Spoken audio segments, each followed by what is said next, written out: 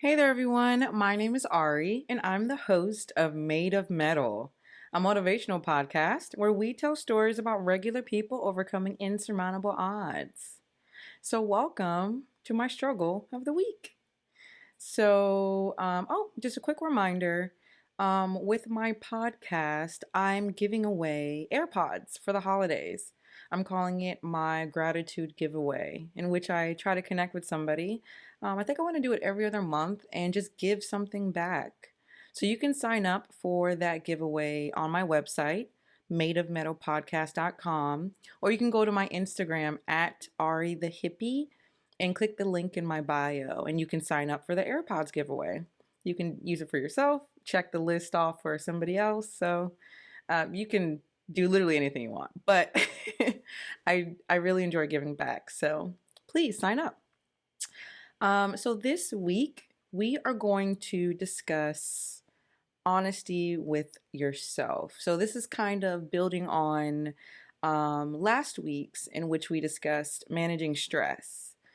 So, being honest with yourself, I really wanted to address this because I feel as if, like I discussed in my previous videos, sometimes we can really become bogged down in the daily grind of just doing, work, school, working out, eating right, socializing. All of that doesn't leave a lot of time to really check in with yourself and really look around and take stock of where you are and kind of say, okay, how do I feel about this? How do I feel about this particular aspect of my life? And I don't just mean, managing your daily duties. I mean it in the sense of, how do I physically feel? Am I tense? Am I constantly worrying? Am I having constant anxiety? Am I clenching? Am I having trouble breathing? Do I get headaches a lot? So, a lot of the physical symptoms of stress and overworking, we just overlook it because we are just so used to dealing with it. And being honest with yourself, being honest and saying, hey, this is not the right way to move forward. Previously, this is how I survived, or this is how I coped. But now that I know better, I want to do better. And that can be a really, really difficult conversation to have with yourself because we don't necessarily lie to ourselves. I feel like lying is too strong a word, but I feel as if we overlook intentionally a lot of the ways that we're not caring for ourselves. And when we take a step back and really be honest with ourselves and say, why am I working these 60-hour weeks? Why am I starving myself and pushing myself to my exhaustion in the gym? Why do I feel extreme anxieties when I have to do any type of socializing? And examining the root of these fears and anxieties and addressing them is absolutely paramount, absolutely key to caring for yourself and loving yourself properly. Because being constantly under pressure is terrible for your body, like physically terrible for it. So when you take a step back and say, okay, um, these are the things that I want to change. These are the things that I want to improve. It's like I said, it's difficult, but you can move forward with a more defined direction. And it's painful. I can honestly attest to that. So, my own personal experience with being honest with yourself, I am a victim. I'm not a victim, I'm a survivor of childhood trauma. See how I did that? I even in the present moment, you can change the narrative.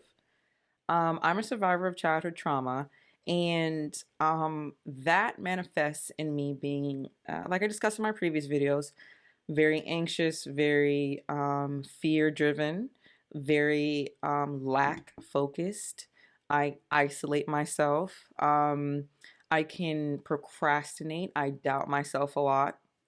And when I really stopped, and this is, I mean, in my late 20s, took me a while to really stop and say, why am I doing this? Why am I constantly feeling this sense of insane urgency? Why do I always feel like I'm on the, the depths of poverty? Why do I always essentially expect the worst? And that's because of the way that I grew up. But you don't realize that because these sort of symptoms are hardwired into your everyday living. So you're pushing yourself in the gym to exhaustion. You're starving yourself. Why are you doing that? Maybe because when you were younger, you had some sort of event where your health was called into question, and now you try to overcompensate. You isolate yourself when you're feeling emotional. Why do you do that? Maybe because when you were younger, when expressing yourself, you weren't validated. So now instead of seeking out, you just withdraw in. And again, like I said, being honest with yourself about these aspects of yourself, not easy because you don't want to admit that you have so much work left to do with yourself. You feel like I'm in a good place. I'm in a good place mentally. I feel fine, So why do I need to change these things? It's because you need to change it because you love yourself. You need to learn what that means to love yourself. Loving yourself isn't necessarily always being, love and light and sort of looking on the bright side. It is, but it's also having balance and having hard conversations with yourself.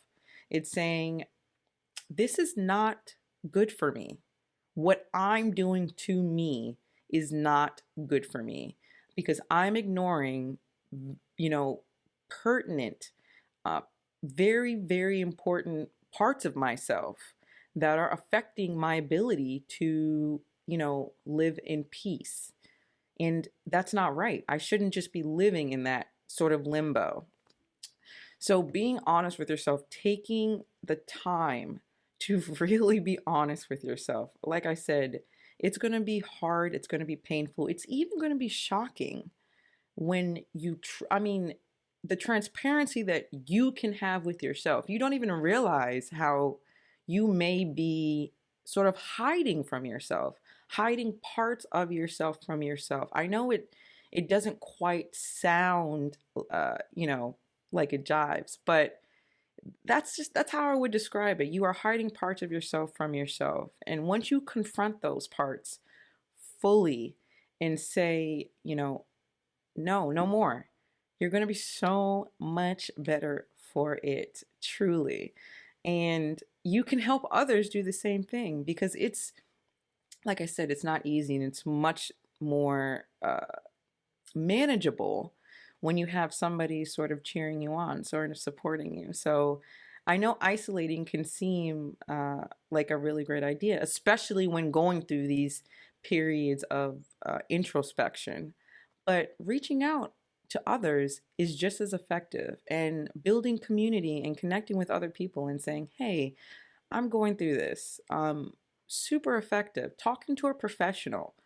I cannot stress enough how important it is to talk to a professional when you're working through these issues, because you may have issues that can only be addressed by a person who has been trained to psychoanalyze and help you through these issues. So always, always, always, therapy, talk therapy, any sort of therapy, I'm a huge advocate. It is so helpful. You can only talk to your friends and your family and your confidants so much, and they're only so qualified to help you. So don't be afraid to reach out for help when you're going through these honesty periods and they seem overwhelming and you have, identified several areas that you can use serious help in. So just try to be I would say patient with yourself during this period too. Patience and love is one of the two things that are going to get you through being honest with yourself and going through an honesty period. Um, I'm just thinking back to my own. That's why I keep like stopping and smiling and being like, wow, it's intense, but you will be better for it. I can 100% guarantee it. So thank you so much for joining me for this week's Struggle of the Week. Um, I can't express enough how much I appreciate you guys watching and coming on this journey with me. And I really, really hope that these are helpful. I'm thinking about other ways to sort of reach out and offer resources to everybody. I have a big announcement coming up too. So yeah, a lot of great things are coming down the pike, but I really want to focus, like I said, on messaging and tools to help us better navigate this crazy, crazy thing called life. So until next time, you guys, thank you so much for joining me. Bye.